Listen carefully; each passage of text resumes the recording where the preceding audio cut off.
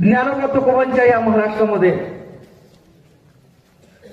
या प्रकारे तुम्हा आम्हाला या सत्याचा आवाज देण्याचं नवकार्य संत निरंकारी मिशन करत नाही, तर आजवर युगानुयुगे साधू संतांनी मनुष्य मात्राला त्या सत्याप्रती जाग करण्याचा प्रयास आणि प्रयत्न केला. तोच आवाज सत्संग या जनसामान्यांपर्यंत पुन्हा एकदा द्यावा, पुन्हा एकदा त्यांचं जीवन असंच प्रकाशित व्हावं म्हणून सत्संग हा आवाज दिला जातोय. काही 5 मिनिटासाठी गेलेली लाईट पाहिल्यानंतर तुमचं माझं जीवन कसं विस्कळीत होऊन जातं ना, अंधार होऊन जातो जीवनात. काय करावं काय सुचत नाही, सगळं ठप्प होऊन जातं. कुठं जावं, काय करावं, कसं बसावं मन लागत नाही. अक्षरशः तुमची गडबड उडून जाते. काही मिनिटासाठी गेलेलं लाईटनं तुमचं माझं जीवन इतकं अस्ताव्यस्त होत असेल, अरे युगानुयुगे असलेल्या अंधाराचं करायचं काय? माणसाच्या जीवनात जो आपल्याला अंधार युगानुयुगाने पसरलाय त्याचं करायचं काय? आणि तो युगानुयुगे पसरलेला अज्ञानाचा अंधकार दूर करण्यासाठी कोण येत असतात तर ते संत येत असतात महाराज. कारण संतांजवळ सत्याचा प्रकाश असतो. ते सत्याचा प्रकाश घेऊन येतात आणि खऱ्या अर्थानं तुमच्या माझ्या मनाचा दिवा प्रज्वलित करून तुम्हाला आम्हाला स्वयंप्रकाशित करण्याचं काम करत असतात महाराज. भक्तीच्या नावाखाली तुम्ही आम्ही काय करत नसू करावं? सगळे जर भक्ती करतात पण त्या भक्तीत देव नसेल तर त्या भक्तीचं करायचं काय? महाराज म्हणाले की पाहिल्या विना मन ना मानी, मानल्या विना प्रेम नसे, प्रेमा विना भक्ती न होई, नाव भक्ती विसरत नसे. आणि कशाच्या बेसवर आमचा परमार्थ चालू आहे? हे नाही केलं तर मग कसं होईल? प्रेमाने बोल. अरे कसं होणार आहे? तू नको करू. म्हणजे हे नाही केलं तर काय होईल, हे नाही केलं तर काय होईल? इतक्या सत्संगाची इतक्या क्षुल्लक गोष्टींवरती आमचा अध्यात्म, आमचा परमार्थ, आमची भक्ती आधारित असावी हे संतांना अपेक्षित असावं. अरे संतांनी भक्ती प्रेमापोटी केली महाराज. भक्तीचा आधार प्रेम नसेल, भक्तीचा आधार देव नसेल, भक्तीचा आधार तू होणं नसेल, भक्तीचा आधार तादात्म्य नसेल, भक्तीचा आधार मानवतेला अधिष्ठान प्राप्त करून देणं नसेल, भक्तीचा आधार समाजामध्ये माणुसकी प्रस्थापित करणं नसेल तर ती भक्ती काय कामाची?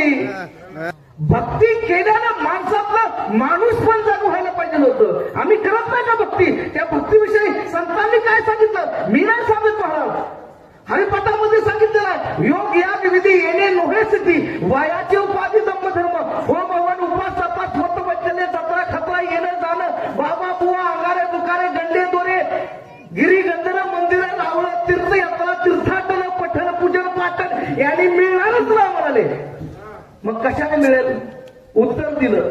भगवद्गीतेत सांगितलं, म्हणाले की नानाशास्त्र पडे रोकम नाना दैवतम पूजनम आत्मज्ञाना विना पार्था सर्व कर्म निरर्थकम. जर तुला तुझ्या जीवनामध्ये तुझं ज्ञान करून देणारा तत्ववेत्ता, तत्वनिष्ठ, ब्रह्मनिष्ठ सद्गुरूच आला नाही तर तुझी भक्ती पाण्यात आहे म्हणाले.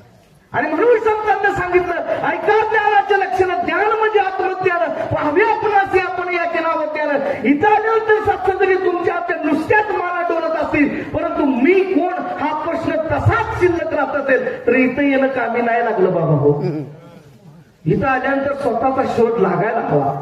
इथं आल्यानंतर संतांना अपेक्षित असलेलं पदरी पडायला हवं. काय संतांना अपेक्षित आहे?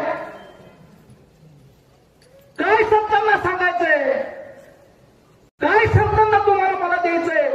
महाराज म्हणाले की घेऊन सद्गुरु गच्ची किल्ली, उघडावी अंतरंगाची खोली. अरे मी कोण कोठणी करावं विचारून पहा रे, विचारून पहा. कसा असतो सद्गुरु? काय करतो सद्गुरु? धन्य तो सद्गुरु चिन्मय रत्नांची खाणी, सोहम ब्रह्म वस्तू दाखवितो नाही. सद्गुरु करता पुरता लाभेल आत्मसुखाचा ठेवा. अरे भेटवेल देवांच्या देवा तो सद्गुरु जाणावा. सद्गुरु बापांचाही बाप दूर करी जन्म मरण ताप. मनुष्य मात्राला खऱ्या अर्थानं जन्म मरणाच्या रहाट गाडीगातून मोक्ष मुक्ती निर्वाण पदाची वाट मोकळी करून देणाऱ्याला खरा सद्गुरू म्हणतात. आलाय का असा तुमच्या जीवनात सद्गुरू? भेटलाय का तुम्हाला असा देव? अरे जो ज्ञानोबा यांनी पाहिला, जो तुकोबा यांनी पाहिला, ज्या देवासाठी अर्जुन जन्माला लागला, त्या 11व्या अध्यायामध्ये रणांगणावरती तो इशारा श्रीकृष्ण भगवंतांनी अर्जुनासाठी खोलला. अरे तसा देव आल्यानंतर खऱ्या अर्थानं तुमचं माझं कल्याण होणार आहे. नाहीतर आंधळ तर कुत्रपीठ खाता असं होईल महाराज. भक्ती रोखण्यासारखं आहे. गोड गोड बोलून महाराज आले पाकिट घेऊन बघतीस प्रेमाने बोला. अरे पण दुखण्या उपचार कोण करणार? मी कोण आहे याचा शोध लागेल न लागेल हे पुढचा भाग आहे. पण मी आहे की हो, मी आहे आणि मी कसा आहे हे सांगणारे संत तुमच्या माझ्या जीवनात यायला हवे. आणि संत निरंकारी मिशनच्या वतीनं हा आवाज दिला जातो, बाबा हो ते सत्य जाणून घ्या. महात्मा म्हणाले योग याग निधी येणे होय सिद्धी. आता जाणारे करा कल्याण असे सांगती वेद पुराण. बाबा हो जाणून घ्या. हे सहज इथपर्यंत आलेलं नाही.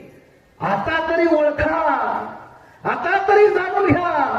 सकाळीच बोलता बोलता सांगितलं, अरे झगडा केला ज्ञानोबाला यांनी व्यवस्थेच्या विरोधात, बंड उभारलं, बंड पुकारलं आणि मग ते फडक्यात बांधून ठेवलेलं परमार्थ, फडक्यात बांधून ठेवलेला देव जनसामान्यांसाठी आणि बहुजनांसाठी खुला करण्यासाठी जो लढा ज्ञानोबा यांनी उभा केला ना, त्या लढ्याला पूर्णत्वास नेण्याचं काम संत निरंकारी. नाहीतर अधिकारच नव्हता, अधिकार नव्हता, मक्तेदारी होती महाराज. देव जागायचा नाही, प्रश्न विचारायचा नाही, अर्थ लावायचे नाही, चिकित्सा करायची नाही, शास्त्रार्थ करायचा नाही. अरे करावा लागेल, विचार करावा लागेल. मला हे पचनी पडतंय का याची कसोटी करावी लागेल आणि मी माझ्या ठाई जागा व्हावं लागेल आणि मला माझ्या प्रश्नाचं उत्तर मिळवावं लागेल. तुम्हाला तुमच्या प्रश्नाचं उत्तर मिळलं तर आजची सत्संग केल्याचं सार्थक झालं. महाराज म्हणाले ही करावी आपली आपण सोडवण, आपली सोडवण आपल्यालाच करावी लागल. नाहीतर मजा बनवून झाल्यानंतर करायचं काय? प्रेमाने बोला.